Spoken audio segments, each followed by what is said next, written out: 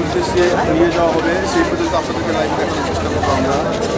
সকল অনুরোধ থাকবে শেয়ার করে দিয়ে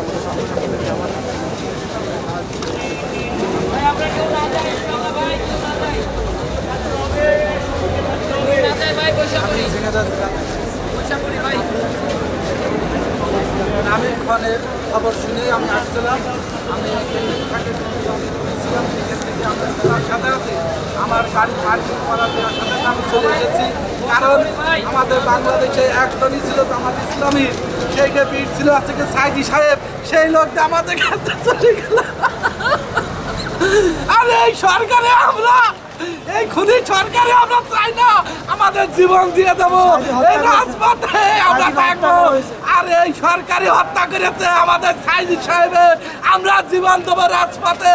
কত গুলি আছে, কত রক্ত চাই, সেই রক্ত আমরা রাজপথে দেবো, রাজপথে দেবো।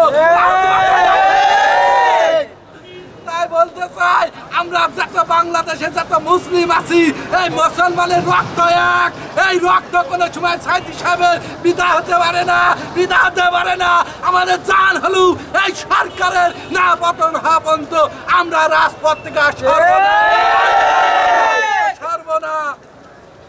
ভাই আপনার কাছে জানতে চাইবো, এই মতো যা নামাজটা পড়লেন, এটা আপনি কিসের নামাজ পড়লেন? সাইদি সাহেবের মুক্তির জন্য আমরা তাহাজ্জুদ নামাজ পড়ি।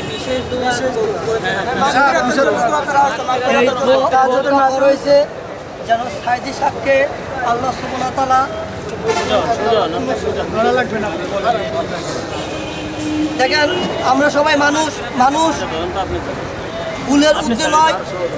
আমরা এই দোয়া করেছি যেন মহান আল্লাহ পাক রব্বুল আলামিন আমাদের এই কোরআনের পাখি, যাকে 13 বছর যাবৎ মিথ্যা মামলা দিয়ে আটকিয়ে রেখেছে এবং অন্যায়ভাবে এই ফ্যাসিবাদ সরকার তার উপর বিভিন্নভাবে নির্যাতন করেছে, এবং শুধু আল্লামা দিলওয়ার হোসেন সাঈদী সাহেবকে নয়, তার পরিবারের প্রতিও।